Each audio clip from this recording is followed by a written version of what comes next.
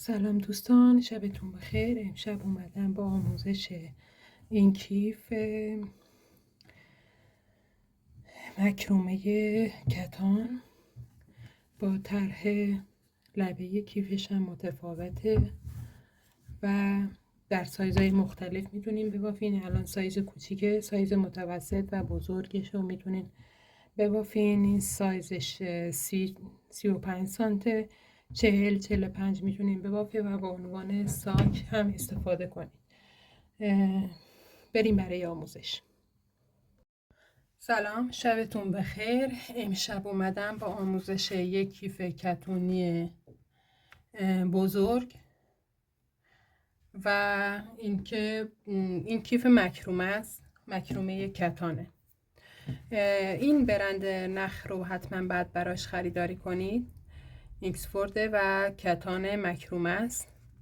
من میبینید که خیلی متراژش بالاست و فکر کنم برای این کیف به 3 تا نیاز باشه، 3 تا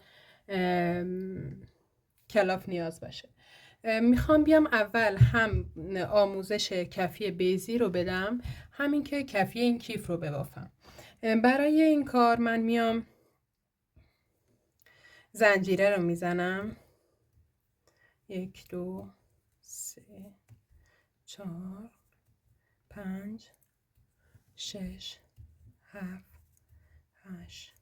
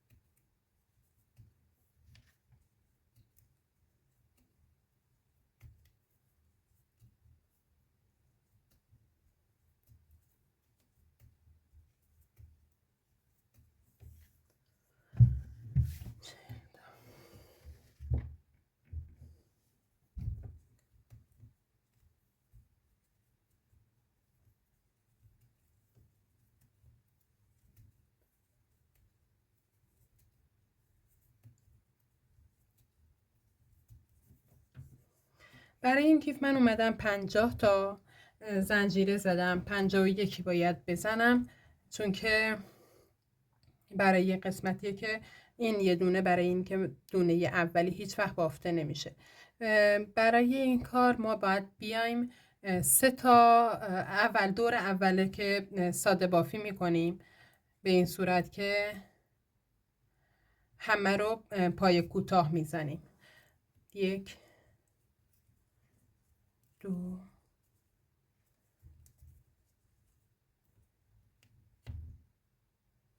3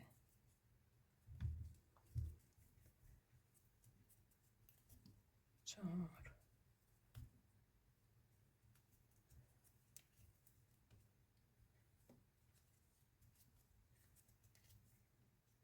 برای این نخ به میل قلاب شماره 3 نیاز داریم، ولی من متاسفانه از بس که هر جا نشستم شروع میکنم به بافت، نمیدونم آخرین بار قلابم رو کجا گذاشتم. الان متاسفانه باید با این قلاب ببافم. این کار رو ادامه میدیم تا انتهای کار، تا انتهای رج. من به انتهای بافت که رسیدم میام براتون توضیح میدم که باید چی کار کنین. خب ما به انتهای کار داریم نزدیک میشیم. این از دونه آخری. برای دونه آخری باید توی دونه آخری دونه آخری رو باید نشونه بزنیم. 3 تا پای کوتاه باید توی این دونه آخری ما بزنیم. این 2 تا، این یکی و این 2 تا، ای بابا، و این هم سومی. خب حالا دونه های بعدی رو اینو که میبینیم نه، پشت کار ما میایم شروع میکنیم از پشت کار به پای کوتاه زدن.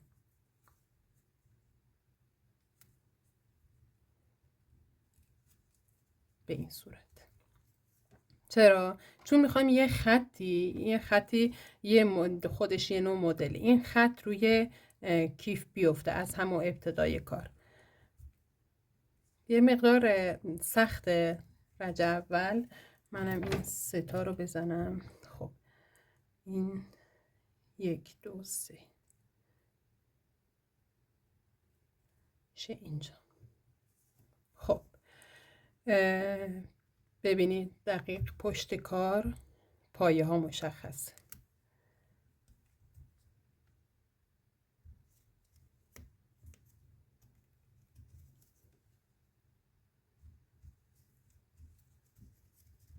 به این طریق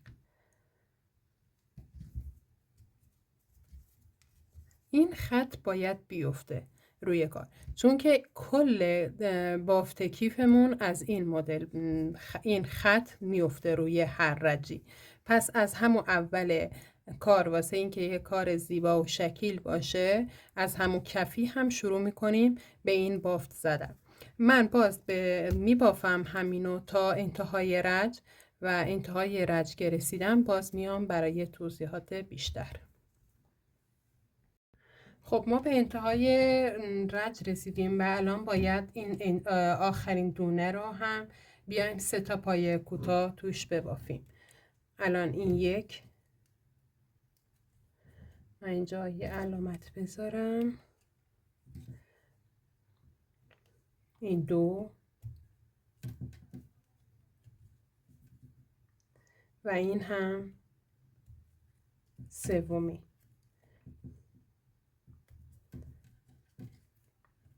به این صورت.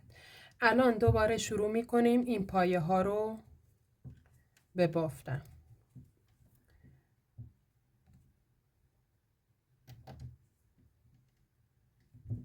پس هر دو سر کار رو ما اومدیم توی یکی از پایه ها 3 تا پایه کوتاه زدیم. الان ما همه دونه ها رو ببینید از بیرون، این دونه ای که بیرونه از اینجا ما باید توی اینا یه دونه پایه کوتاه ببافیم. توی هر پایه یه دونه.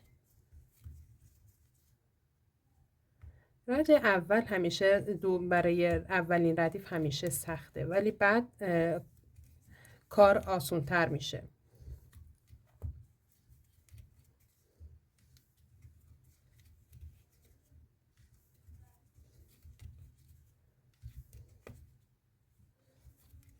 ببینید قشنگ این خط الان از همین الان خودش رو نشون داده.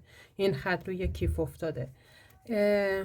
این یه مدل کیف کتونی میگم مکرومه کتانه که خیلی ترند شده توی فضای مجازی، اینستاگرام، یوتیوب، پینترست و خیلی هم پرطرفداره توی کشورهای دیگه که من دیدم ازش رنگ‌های مختلف رو بافتن. دلیل اینکه این رنگ رو انتخاب کردم این بود که قشنگ رنگ بتونم از روی یه رنگ روشن باشه که بتونم قشنگ براتون توضیحات رو بدم. ممنون میشم که سابسکرایب کنید، زنگوله رو بزنید که و اینکه لایک و کامنت فراموش نشه واسه اینکه هم من توی کارم موفق تر بشم، ایرادای کارم رو بدونم کجای کارم اشکال داره، باید خودم رو درست بکنم، همین که از آموزشای بعدی غافل نشین. سعی میکنم مرتب آموزشایی که کیفایی که ترند جاسویچه ها و چیزهایی که الان تو بورسه رو آموزششو براتون توی کانالم بذارم. حالا من اینو تا ادامه کار همینجور بافت میزنم. به انتهای کار که رسیدم باز بهتون میگم که باید چی کار کنید. خب ما الان به انتهای کارمون رسیدیم. باید به همون 3 تا زنجیره‌ای که توی یکی از پایه ها زده بودیم 3 تا پایه کوتاه باید الان بیایم توی دونه اولی 2 تا دوباره توی هر پایه ما باید 2 تا پایه کوتاه ببافیم به این صورت.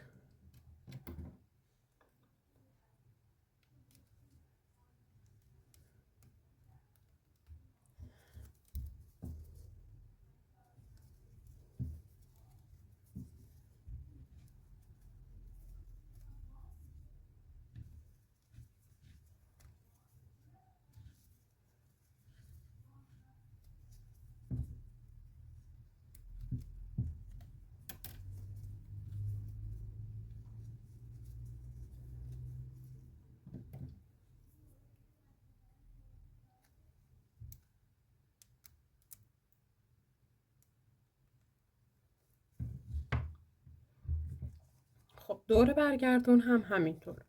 ما کلا کارمون با لبه بیرونی گندم میمونه به این صورت.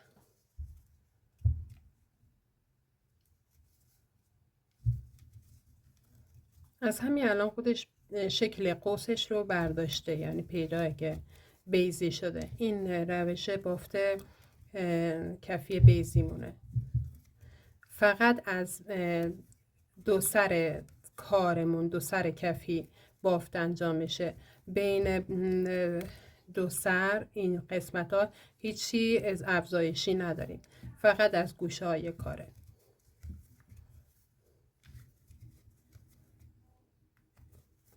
باز من ببافم، به آخر کار رسیدم بیام خدمتتون که بگم رج بعدی رو چجوری باید ببافید. خب داریم به انتهای رج نزدیک میشیم.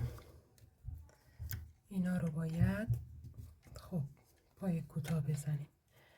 حالا گفتیم که این انتهای رج دیگه، گفتیم توی هر پایه باید 2 تا پای کوتاه ببافیم.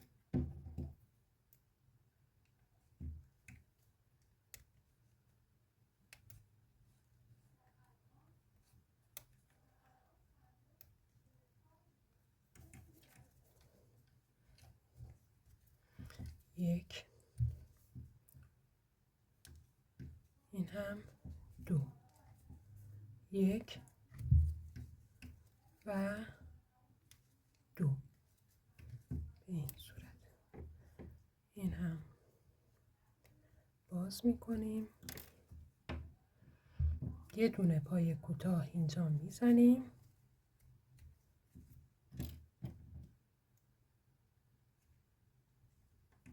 الان ما توی رج سومیم. 1 2 و این هم رج سوم.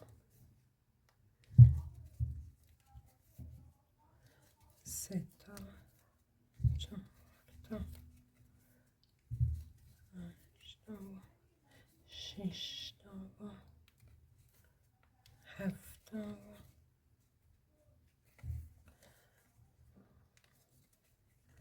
خاطری که این مکروم نخ کتونه یه مقداری خشکتر از مکرومه های براق و پلیستر بازاریه، واسه همین یه مقداری اذیت میشیم موقع بافت. تا دستتون بهش عادت کنه زمان میبره. باز تا انتهای رج بافت میزنیم. به انتهای رج که رسیدیم میام خدمتتون. خب رسیدیم به انتهای رجمون. خب برای این رج ما باید بیایم توی دونه اولی یه دونه تک میزنیم،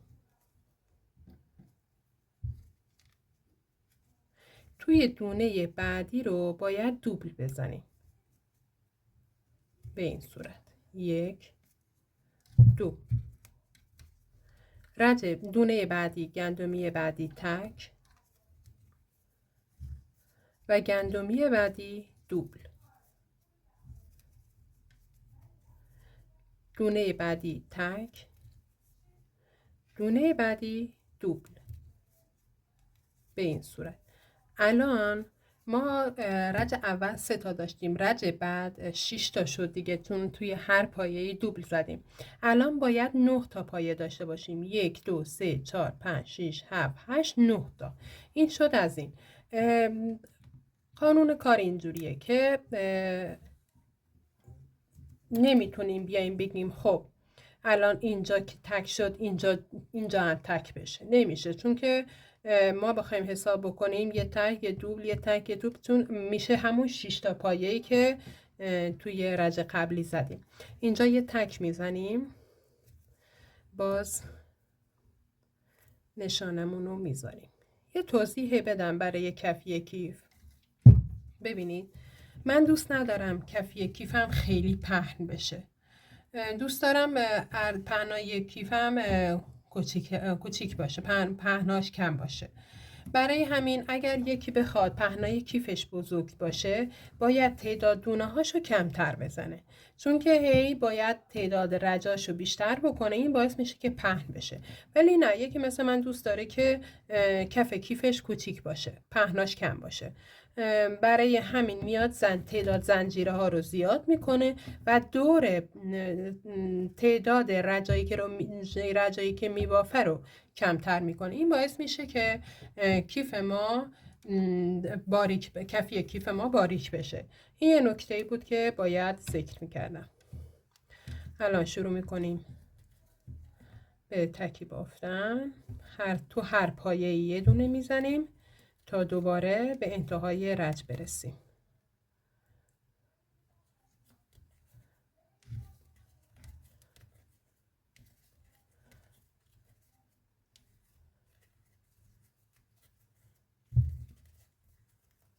من به انتهای رج که رسیدم، باز اینم دیگه نیازی نیست که بخوام توضیح بدم.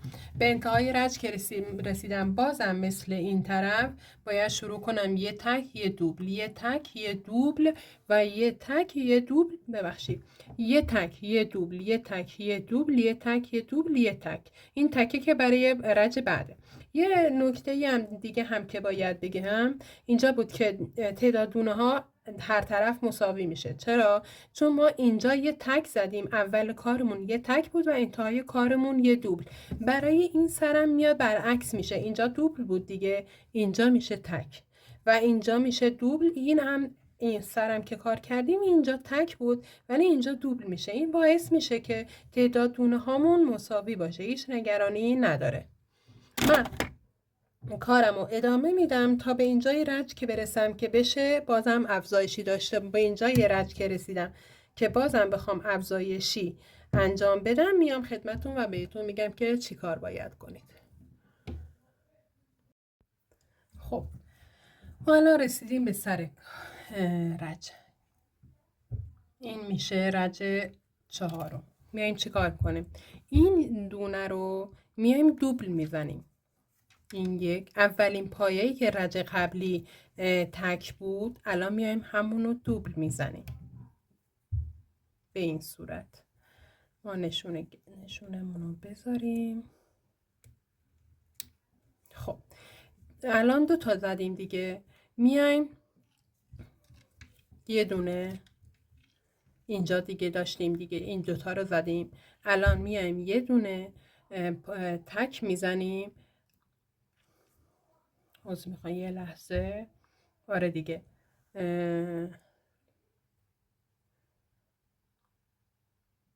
یه دونه تک میزنیم، یه دونه دوبل میزنیم، 2 تا تک،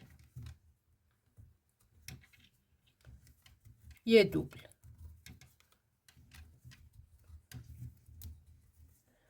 الان دوباره 2 تا تک،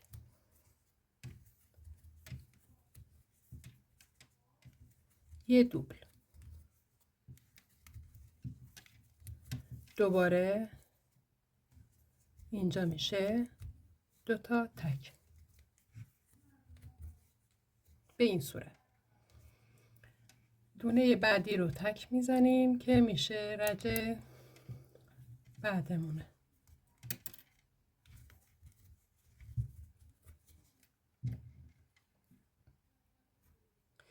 ما باید در هر سر کار 3 تا دونه دوبل داشته باشیم، یه دونه اینجا، یه دونه هم وسط، یه دونه هم ته کار. این واسه چرا من رج قبلی یه دونه پایه زدم و بعدی رو 2 تا، واسه اینه که این حالت نیم رخ خودش و نیم دایره خودش رو حفظ کنه. اگر من میخواستم دوباره این تک بزنم، اینو دوبل بزنم، یه حالت تیز به خودش میگرفت.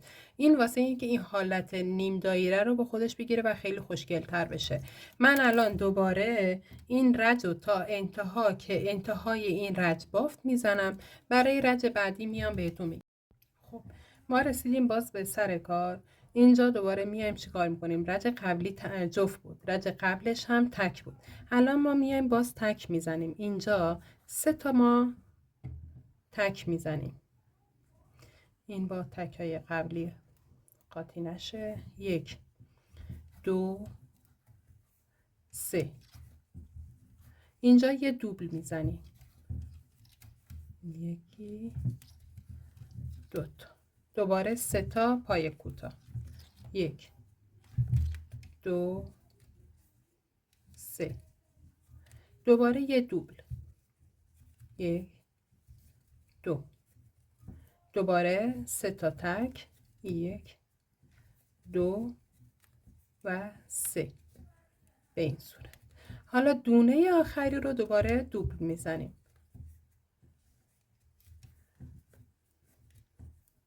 به این صورت.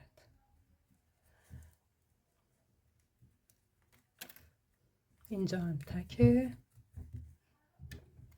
ما الان رج پنجم رو میخواییم ببافیم دیگه. رج پنجمی از کجا بفهمیم بشماریم که بدونیم؟ میتونیم یه کاری کنیم. 1 2 3 4 5. این رج اصلی ماست که اینجا از اینجا شروع کردیم.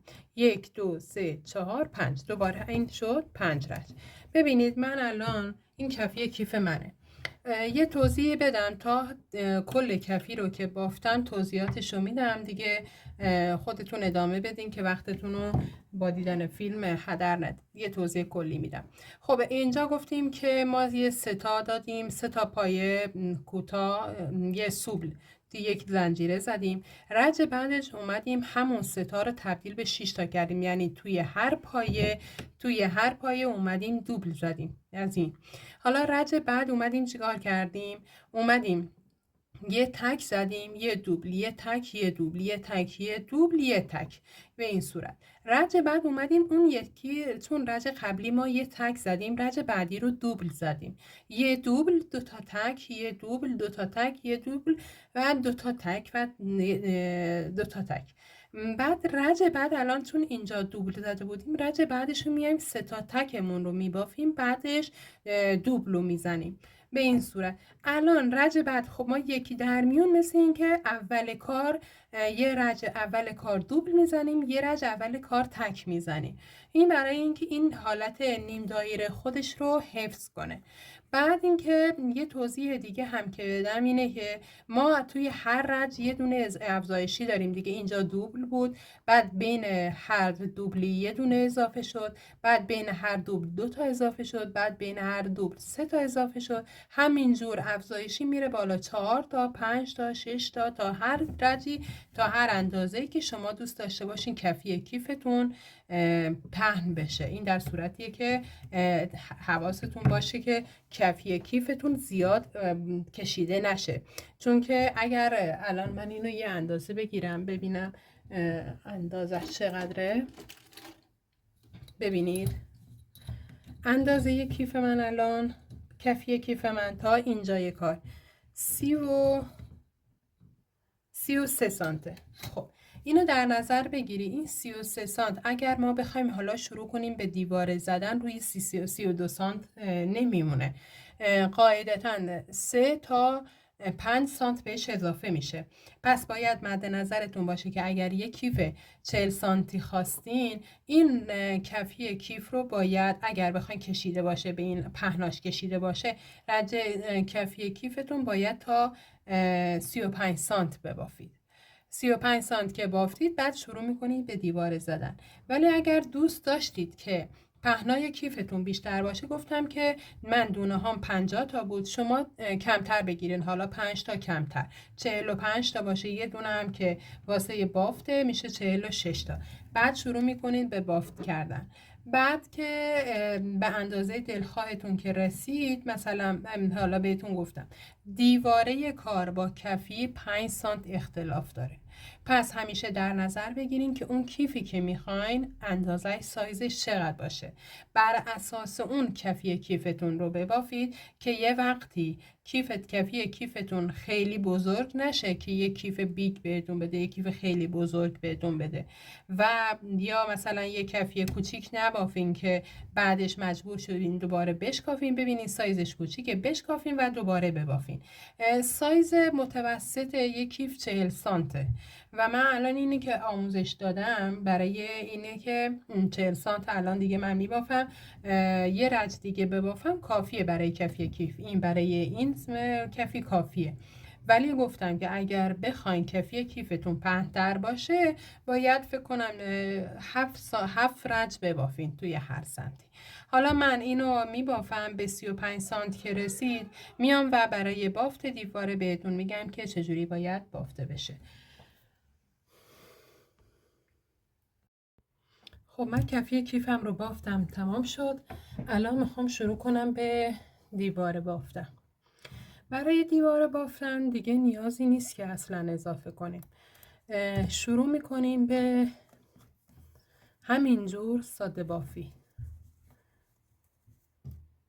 فقط هم برای اول کار که بدونین کدوم از کجا شروع کردین، ابتدای کارتون کجاست، فقط همینو میزنین. شروع میکنید به همین روشی که گفتم که دونه کناری، این دونه بیرونی گندمی رو بافت میزنیم. به همین صورت هر دونه هر پایه‌ای که میبینید یه دونه پایه توش میزنید، دیگه ما افزایشی نداریم. به همین روش بافت میزنین تا حدی که دوست دارین بلندی کیفتون باشه. من بلندی کیفم رو میخوام 35 بذارم. تا الان که اینجاست من شروع میکنم به بافت کردن تا موقعی که دیواره کیفم به 35 برسه. حالا من یه مقداری بافت میزنم، بعد میام بهتون نشون میدم که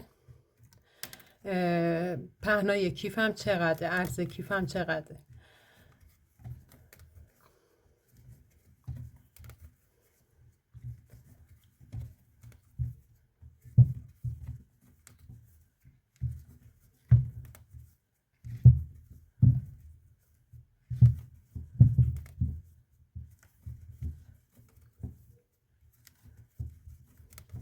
به این صورت ما شروع میکنیم به بافت کردن تا وقتی که حالا من یه 7-8 رجی چند رجی میبافم و بعد میام بهتون نشون میدم که چیکار کنیم.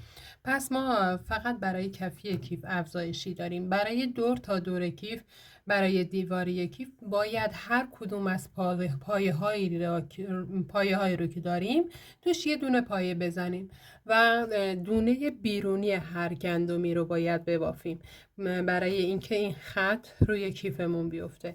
اگر دقت کنین این کیف خشکه و برای کسایی میگم که تمایل دارن یه کیف که ایستایی خوبی داشته باشه، این نه خیلی مناسبه.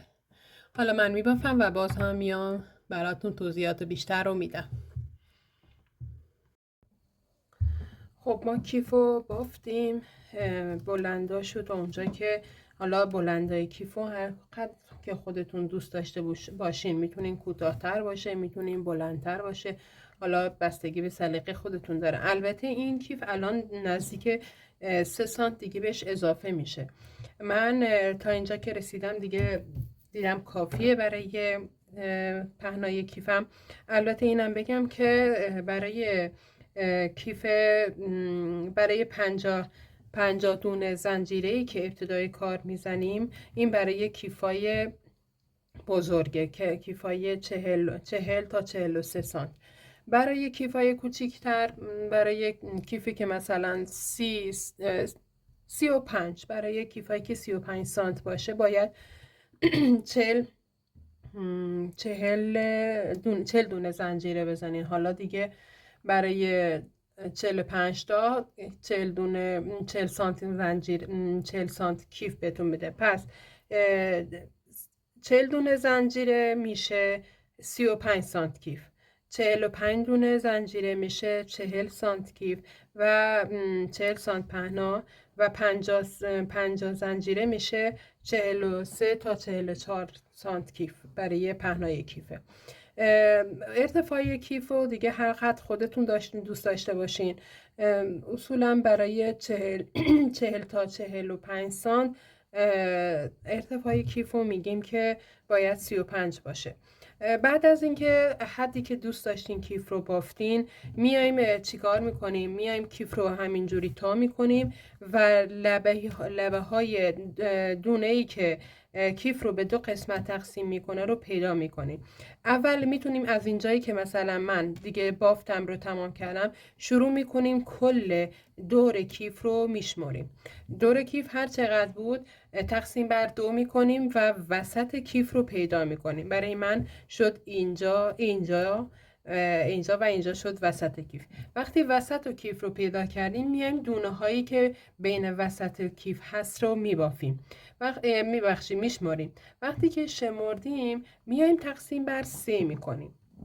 حالا تقسیم بر 3 میکنیم و وسط رو پیدا میکنیم. وسط رو که پیدا کردیم ممکنه یه جایی ببینین که مثلا دونه هاتون شده یه لحظه مثلا میبینید یه دونه تک میفته، مثلا برفرض 31 میشه. خب این تعداد دونه ها شده 31. میگیم خب 10 تا اینجاه، 10 تا هم اینجا، 10 تا هم بعد اینجا باشه، یه دونه اضافه اومده. این یه دونه رو چیکار کنیم؟ این یه دونه رو بذاریم برای وسط تا دو طرف کیفتون، دو طرف بند کیفتون یک اندازه باشه. اون یه دونه اگر همیشه یه دونه فرد یا 2 دونه اضاف اومد، اون 2 دونه رو اگر 2 دونه بود که میتونیم بذارین روی دسته های کیف، ولی اگر تک بود باید بذاریم برای دهنه کیفتون. خب من تا اینجا رو بافتم. الان میخوام از اینجا به بعد بافتمون متفاوته. بافت دسته کیف باید با بدنه کیف متفاوت باشه برای اینکه یه زیبایی به کیف بده. الان براتون توضیح میدم که چجوری باید بافت رو انجام بدیم. اینو باز کنیم. برای بافت بند کیف ببینید ما با این دوتا زنجیره کاری نداریم، با دوتا زنجیره گندمی کار نداریم. میریم پشت کار. پشت کار رو ببینید اینجا اینجا رو این خط رو میبینید، ما با این کار داریم، با اینا کار داریم. میایم قلابمون رو تو این فرو میکنیم و نخمون رو میکشیم بیرون و میبافیم به این صورت. دوباره اینجا بند کیفو از پشت گندمی این بند رو قلاب رو توش رد میکنیم و بند رو میکشیم بیرون به این صورت. الان من 3 تا بافتم، اینو بذارم. خب به همین صورت ما بافت میزنیم تا بخوایم برسیم به بند کیف.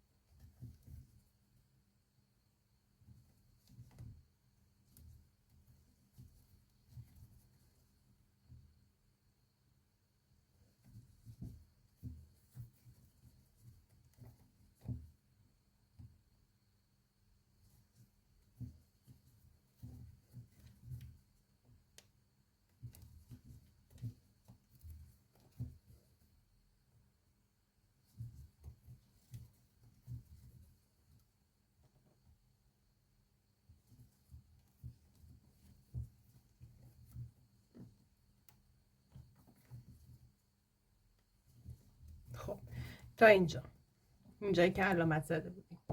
برای اینجا باید شروع کنیم به زنجیره زدن تا حدی که بند کیف رو دوست داشته باشیم به بلندای بند کیفتون باشه.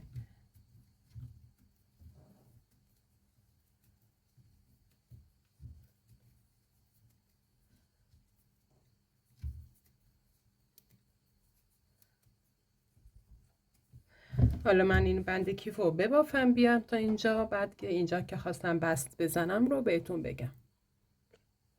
خب من الان اینقدر برای بند کیف بافتم، من 70 دونه بافتم. خب الان میخوایم بیایم وصلش کنیم به ابتدای کارم. دوباره میریم پشت کار به این صورت و قلاب رو از اونجا رد میکنیم به این صورت. دوباره شروع میکنیم دور تا دور کیف رو میبافیم تا برسیم به اینجا. به اینجا که رسیدیم باز دوباره 70 تا دونه زنجیره میزنیم به این پشت کار وصلش میکنیم. دوباره برمیگردیم و تا براتون توضیح بدم که چجوری این رو بافت بزنید. اگر الان نگاه کنید، من زوم کنم که بهتر متوجه بشید.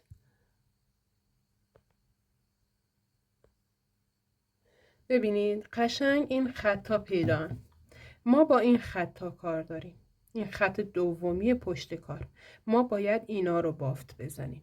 پس این برای چیه؟ برای اینکه یه حالت گیس بهمون بده. این که بافته بشه این گیسا رو همدیگه قرار میگیره و یه بافت خوشگلی به دسته کیفمون داده میشه. حالا من ببافم تا به اینجا که رسیدم دوباره براتون توضیح میدم. هم نمای بهتری به کیف داده میشه، طرح کیف داده میشه و متوجه میشید. همین که این بند کیف رو توضیح بدم که چجوری باید بافت بزنید. خب دوستان من این رج رو بافتم و اومدم خدمتتون. دقت کنین ببینین طرح خودش رو انداخته. هر رجی که میبافین این رج لبه تا میشه و برمیگرده کنار اینا و قشنگ یه نظم خاصی بهش میده. یه چیزی که میخواستم بگم، ببینید این دونه پشتش هست، میتونین اینو ببافین. ولی اگر بافتین موقعی که این بافت شد تمام شد یه حالت تا خوردگی بهش میده. واسه همین ما باید چون میخوایم که حالت کج کیفمون بگیره این یه دونه رو ما نمیبافیم. شروع میکنیم از پشت کار، این که نمیبافیم، اینم نمیبافم، این دوتا رو من نمیبافم. از این سومی که پیداه شروع میکنم به بافت کردن. دونه پشت کار رو همیشه ببافیم برای اینکه یه حالت خوشگلی به بافتمون بده.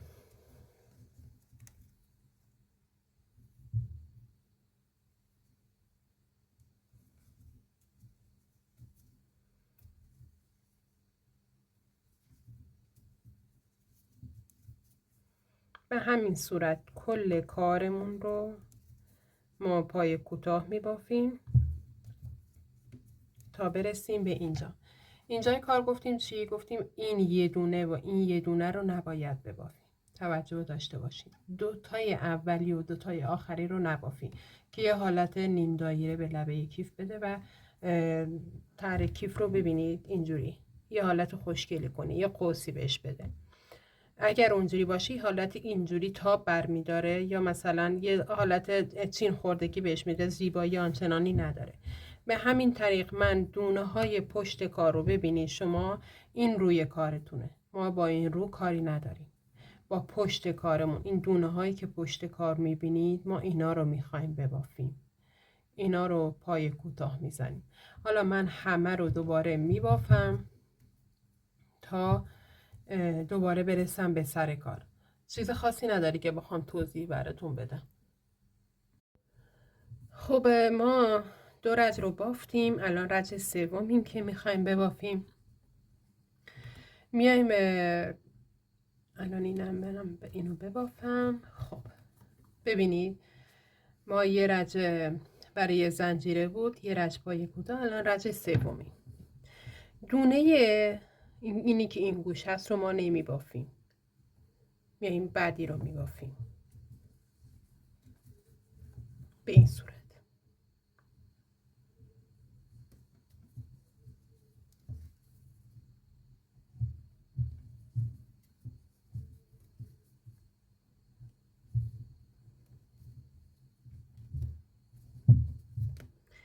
پشت کار، باز هم باید از پشت کار بافت بشه.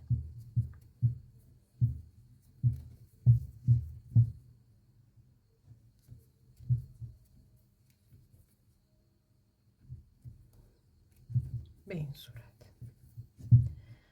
همه رو میبافیم دور تا دور کار رو و بعد میایم برای رج بعدی هم بازی توضیحی میدیم.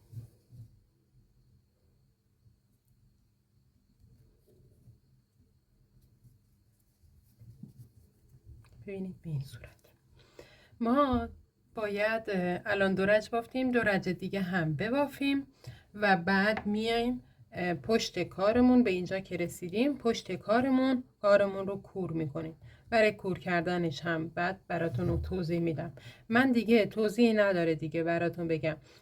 توی هر رجی که میرسین به اینجای کار که میرسین این دونه ای که گوشه کار رو نمیبافیم. مثلا رج بعد نباید ببافیم. رج بعد که دیگه این رج که الان شد گفتیم 4 رج بعد ببافیم. این 2 رج سوم که نمی بافیم. رج چهارم هم که دیگه نیاز به باف نداره که برای کور کردنه. من تا رج چهارم می بافم و بعد میام براتون توضیح میدم که چجوری کار رو کور کنیم. خب ما الان رسیدیم به آخر کار و موقع این شده که ما چجوری باید نخ رو کور کنیم. اول گفتم که بافتمون همیشه اینجوریه که پشت کار باید ببافیم. خب برای این کار باید بیایم پشت کار که همیشه الان باید اینجوری قلاب بزنیم. نه اینو من قیچی کنم.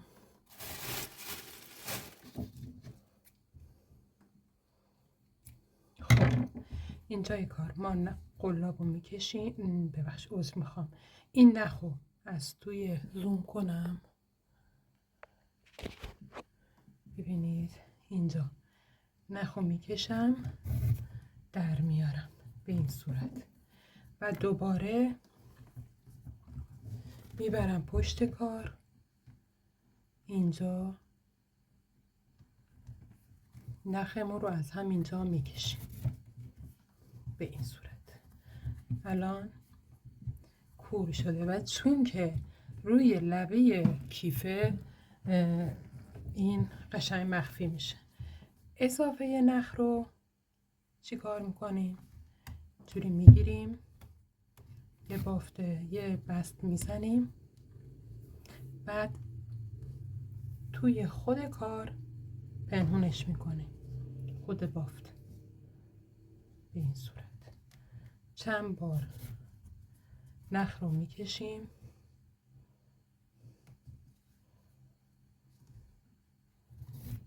به این صورت و بعد قیچی میزنیم. این از کیف ما، این هم از بندش و طرحی که گفتم برای لبه کیف استفاده میکنیم. امیدوارم خوشتون اومده باشه و تونسته باشه رضایتتون رو جلب کنه.